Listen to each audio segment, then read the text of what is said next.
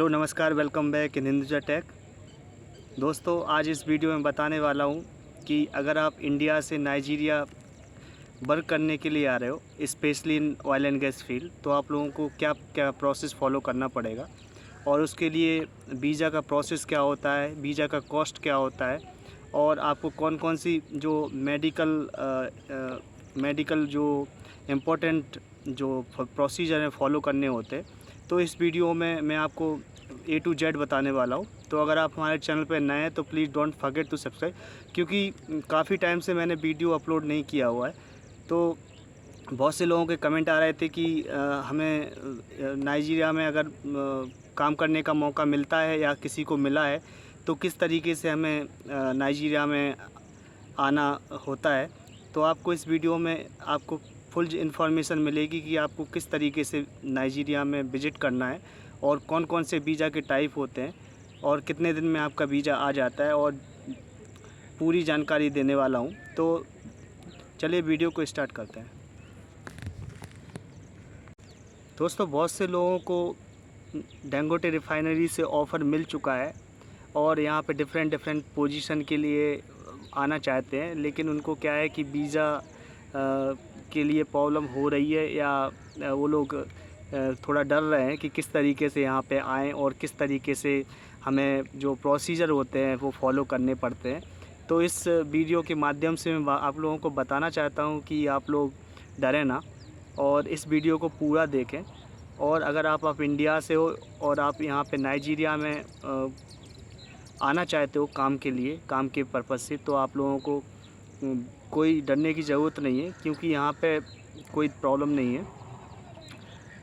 तो दोस्तों, नाइजीरिया एक बेस्ट अफ्रीकन कंट्री है और यहाँ पे ऑयल एंड गैस फील्ड में डैंगोटे रिफाइनरी बहुत ही फेमस रिफाइनरी है, जो कि world largest single train refinery है और अप्रॉक्सीमेट 65 to 80% काम कंप्लीट हो चुका है और may be couple of year में ये रिफाइनरी स्टार्ट हो जाएगी।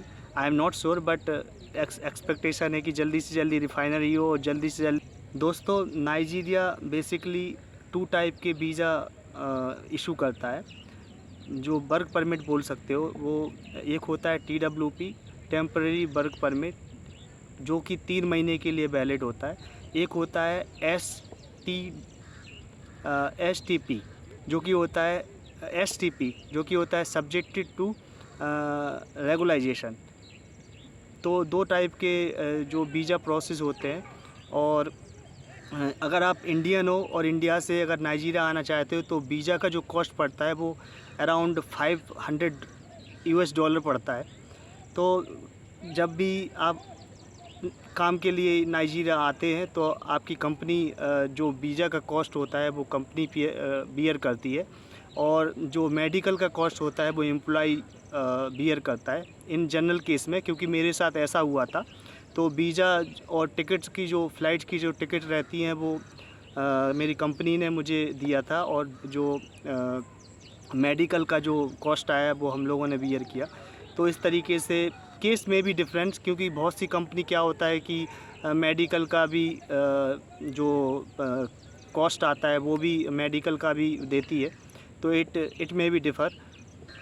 दोस्तों, सबसे पहले आपको क्या करना है, अगर आपको आपकी कंपनी की तरफ से ऑफ़र लेटर आ चुका है तो आप लोगों को जो मेडिकल कराना है वो आपको वीज़ा के बाद कराना है। क्योंकि क्या होता है कि आपके वीज़ा आने के लिए मैक्स टू मैक्स 1 मंथ लगता है, और आपको जब आपका वीज़ा आ जाता है तो आपको फिर मेडिकल कराना होता है।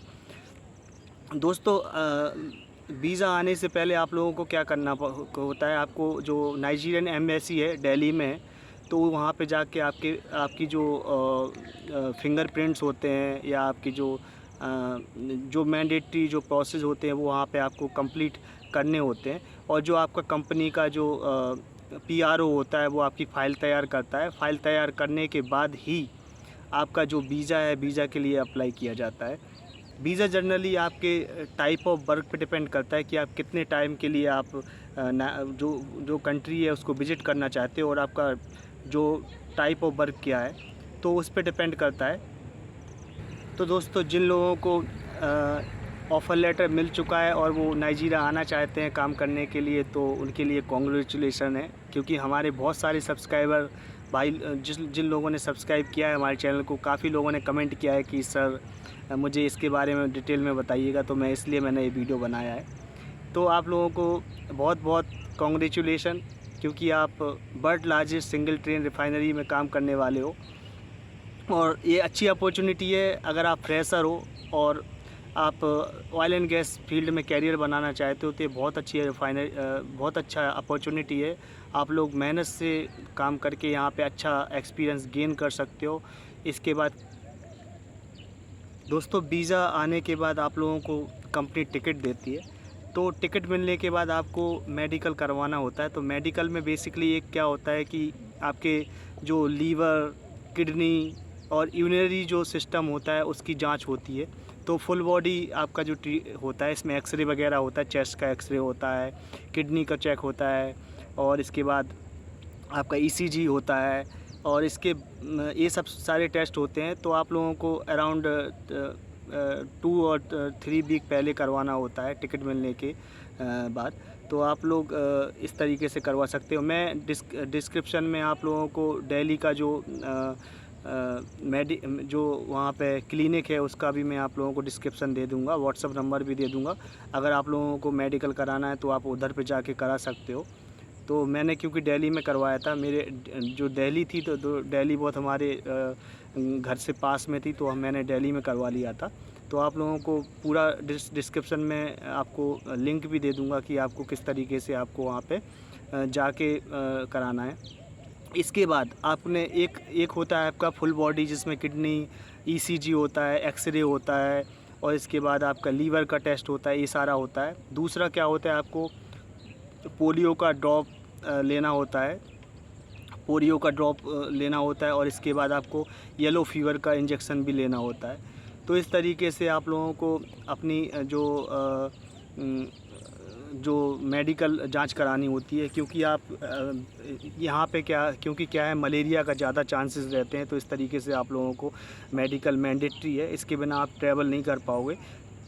क्योंकि जब आप एयरपोर्ट पे जाओगे तो आप लोगों को इन सारी रिपोर्ट्स को दिखाना होता है और ट्रैवल करने से एक दिन पहले आपको जो कोविड की रिपोर्ट है, अभी कोविड चल रहा है तो कोविड की रिपोर्ट भी आप लोगों को करवानी होती है। पीसीआर जो टेस्ट होता है उसको भी करवाना होता है और अगर आप पीसीआर नेगेटिव है, मतलब कोविड नेगेटिव है, जब भी आप अपने फ़्लाइट में बोर्ड कर पाओगे। तो ये सारे टेस्ट होते हैं, आपको टिकट से पहले टिकट मिलने के बाद ही कराने होते हैं।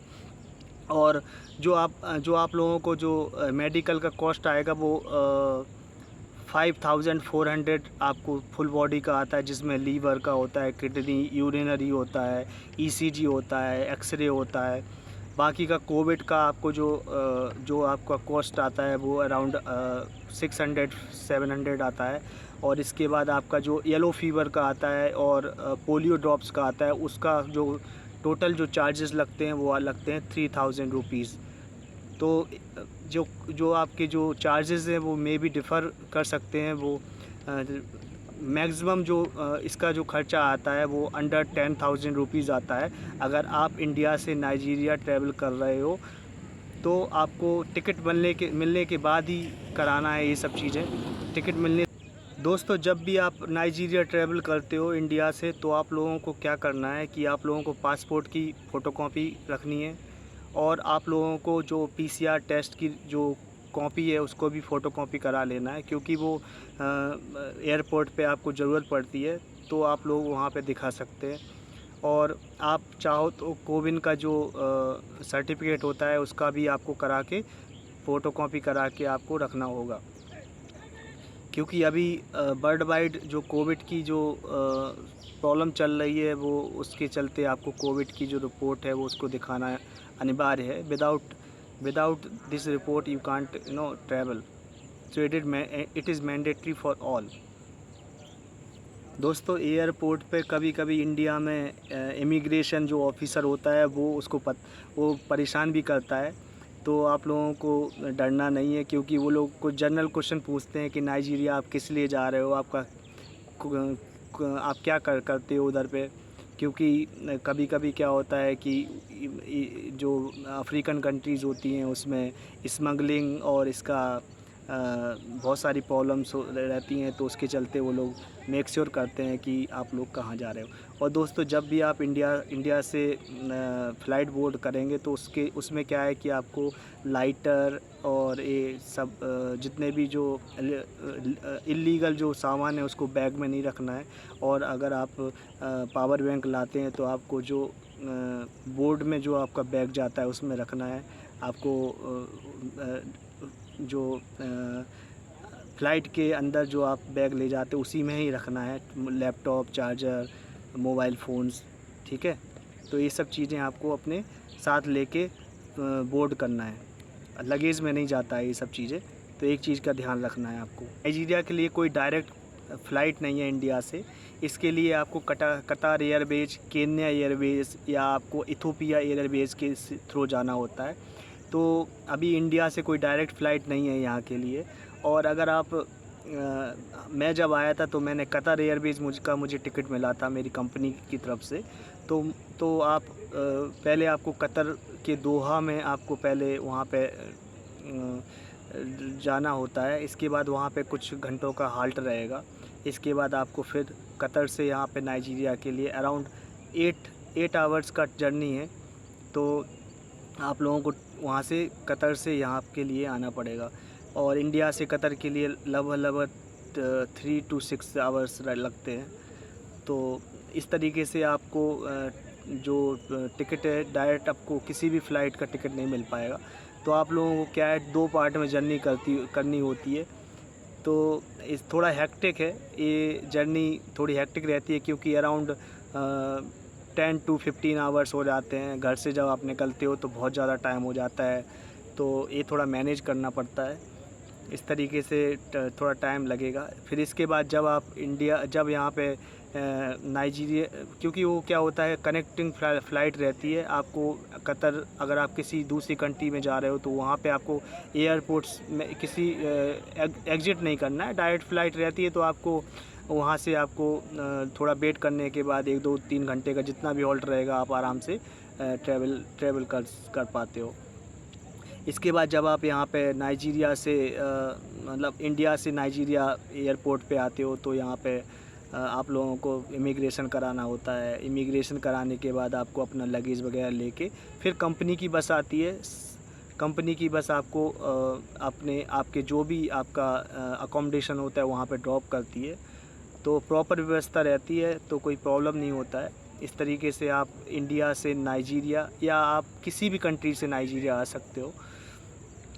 जो मैंने अभी आपको चार्जेस बताए या प्रोसीजर बताए, इट मे बी डिफ़र, क्योंकि डिफरेंट कंट्रीज़ के अलग अलग प्रोसेस होते हैं, ठीक है। तो इस तरीके से आप लोग कर सकते हो, कोई इशू नहीं है।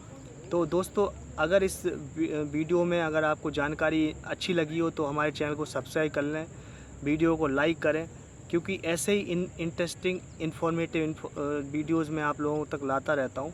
और मेरी कोशिश रहती है कि जो भी इम्पोर्टेंट इंजीनियरिंग रिलेटेड और मैनेजमेंट और कंस्ट्रक्शन रिलेटेड इन्फॉर्मेशन वो आप लोगों तक पहुंचा सकूं। So thank you so much for watching this video. जय हिंद, जय भारत।